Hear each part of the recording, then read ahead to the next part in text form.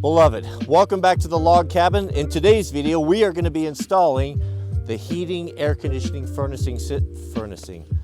system provided by Mr. Cool. Now let's take a look at what we did last month. As you know, I fell off my motorcycle and got all banged up, and I'm just now recovered enough where I can get back to work on the cabin, and we have got a lot to do before the snow falls. Let me give you a quick recap of what we already have done, and then, Lord willing, we'll have this thing up and running today. Last month, you remember that I poured the concrete pad and Molly anchored down the outside portion of the unit. Now, as you know, I love the trades, the tradesmen. I worked in the trades for 2 decades.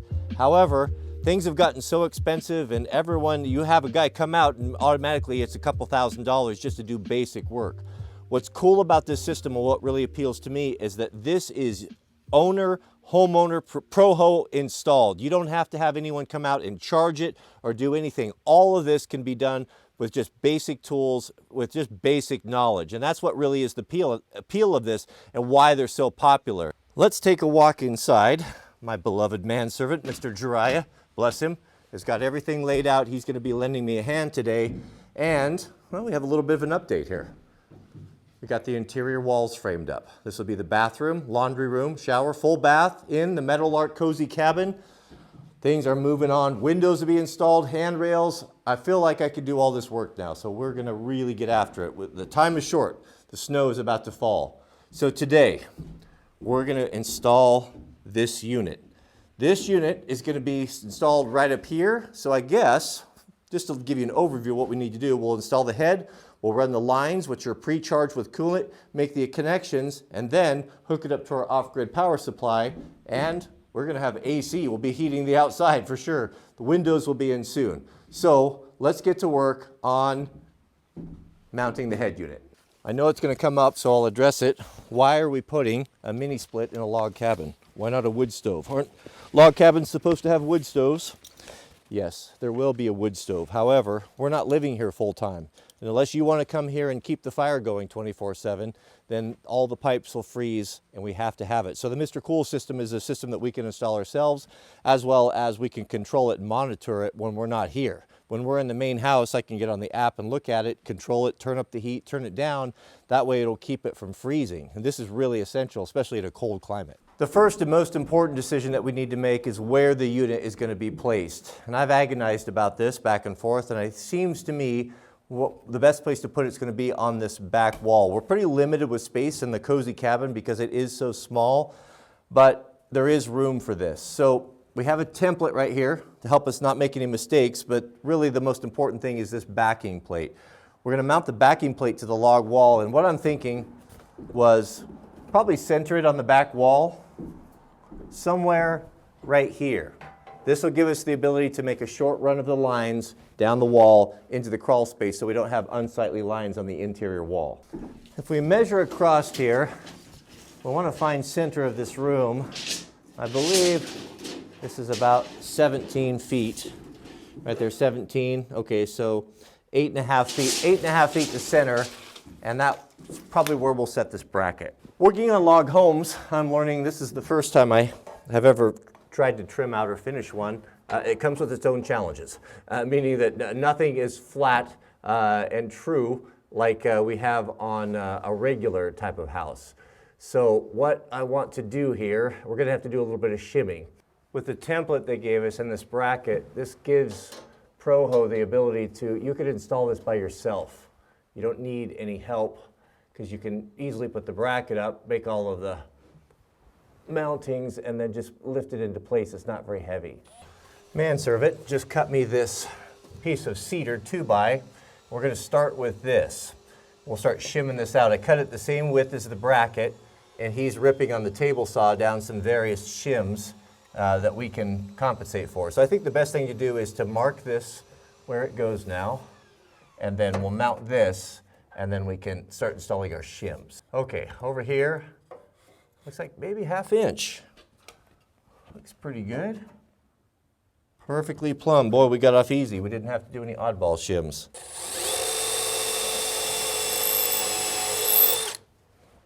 As handy as those little torpedo levels are, never trust them. You always want to verify something like this that's going to be important with at least a 4-foot level. Next, we need to prep the head unit. So it's going to sit up there just like that. So these are we're going to have 4 lines, 2 electrical, or 1 electrical, a drain, and these 2 refrigerant pressurized lines. So I believe over here on the right side we've got a knockout.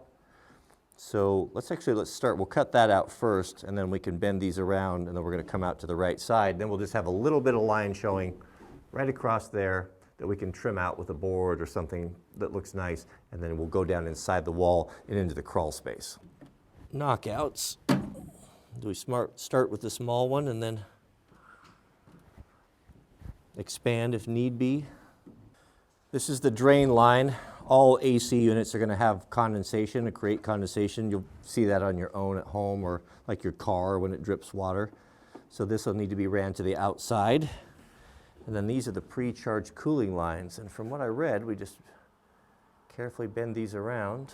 I think the small knockout is more than enough. We've got plenty of room.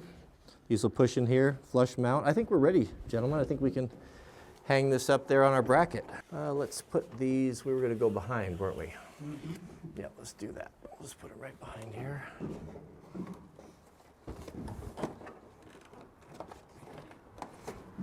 All right, we are clear. Let's take it up.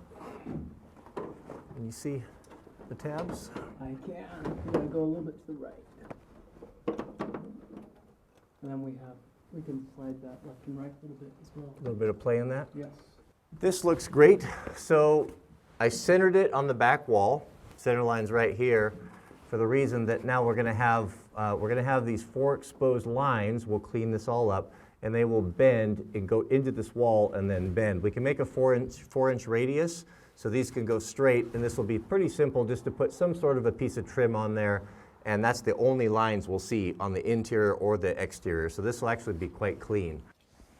I can't help myself.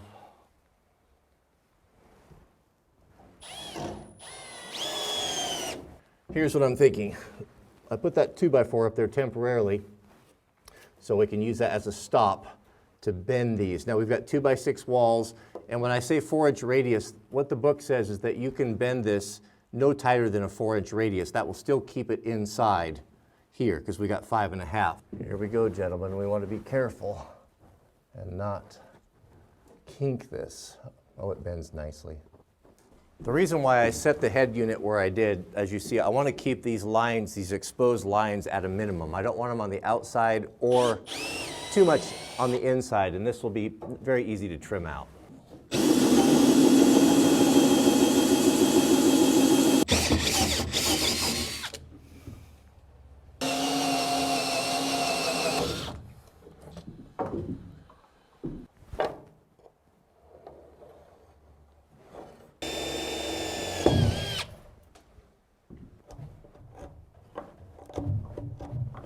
The reason I cut this mortise has nothing to do with the Mr. Cool system. It's the way that you have to do walls for log homes. Now you can see the gap in the header up there?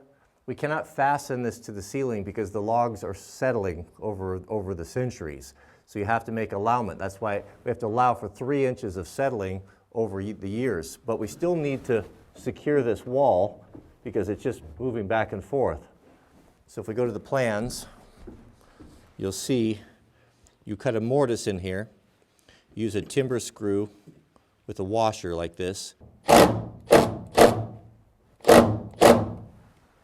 put the screw in the top. As the logs settle and move down, they don't crush the wall. These are nail plates. Anytime you have electrical lines or plumbing, things that are important, you put these on, and it does not allow you to accidentally run a screw through an important utility line.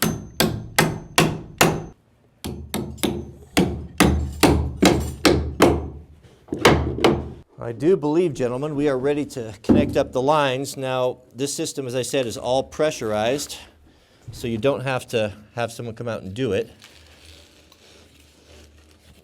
All right, Mr. Jiraiya is going to carefully, all right, hold up right there. Help me feed this. Can we rotate this, I guess, counterclockwise, the whole assembly? There you go, keep going. Oh, I heard the gas charge. Yeah, I heard the hiss when I tightened it down. Must have some sort of a clever valve in there that just releases the pressure.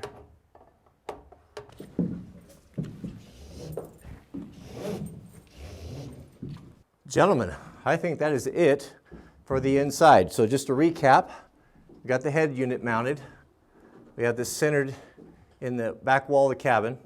Now the only thing I have to worry about trimming out is we can just put something across there. I'll build something.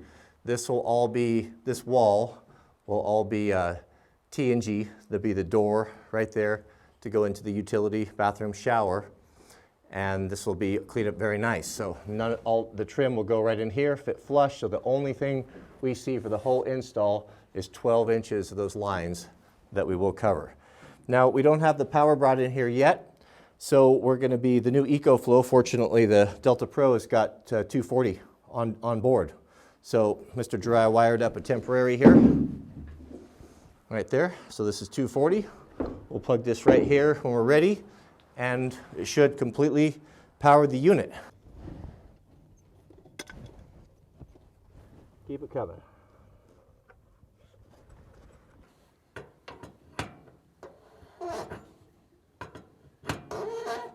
No tech needed. So to charge this, we'll take off these two caps, use the provided key. This is lefty loosen. Is that what it says? That's what it says. Full all the way out. Yep. We should hear a hiss. As far as it will go, counterclockwise. It's charging. That is really cool. We've got one set of wires, a 240 20 amp is coming from the EcoFlow. This would be coming from your power supply if you're hooking it up to your panel. And we just kind of paint by numbers here. We got number 1, 2 to 2, 3 to 3. We got green to ground. One final recap before we turn it on. So, very simple. We got one wire coming in from the power supply. This wire here is feeding the head unit inside. The two pre-charged cooling lines, the drain line. We'll clean all that up, zip tie those on, insulate the exposed areas. Got to drive the mollies in now that the concrete is set, secure and set, dried, cured, excuse me. Let's do it. I think I mentioned this is the new EcoFlow, the Delta Pro, and what's different about this one is it's got 240 just in one unit. So this is a 30 amp 240 twist lock. First time using 240 with this.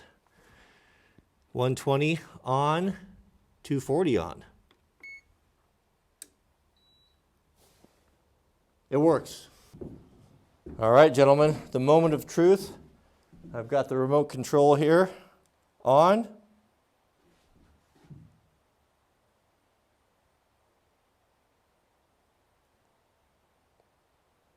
Set the temperature.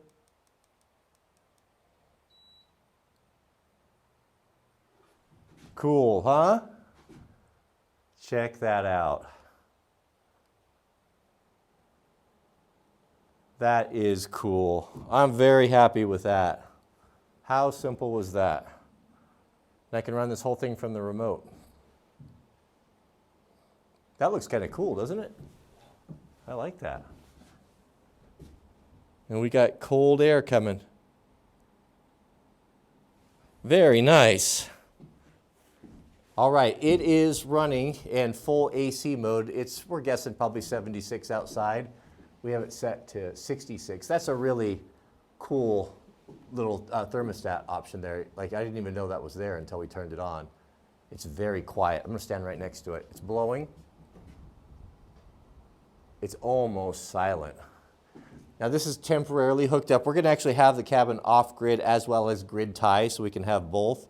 But just fun fact, off the EcoFlow, we could expect with the charge we had 88%, just about 4 hours of run time, and it's pulling between 900 and 1,000 watts in full air conditioned mode. Isn't that cool? I'm very stoked. I didn't realize it'd be this exciting. We can control everything right here. So our temperature setting up or down, very simple. You see it changing up there? I have to say this is giving me the fizz. That is really, really nice. And we did it all by ourselves. That's the coolest part. Well, gentlemen, I've got to say that I am very pleasantly surprised. I've been seeing a lot of people using these for a long time, and they're everywhere. They're in restaurants, they're in people's homes. And I guess I didn't really get it. I didn't understand. Now I get it. I see why people like them so well. They're very affordable. They're very quiet. You can install them yourself. And if you've got an area in your home that doesn't have central air, it's just not a problem anymore. A cold area or a shop, man, if I had a small shop or a garage, I'd be having one of those. I'd be putting it in there. Air conditioning and heating both, so I'm very, very pleased. That's gonna take a lot of burden off of my mind when we get to the plumbing and everything in here. We can know that we can just keep it at a temperature above freezing. And if we have guests, even if we're out of town, we could have guests that want to come in. We could jump on the app and I could bring it up to temperature. It would be all ready for them. It's very nice. Very, very happy with that. I don't know what else to say. The thing pretty much speaks for itself. May God bless you and your families. Please keep us in your prayers, and we'll see you all on the next video.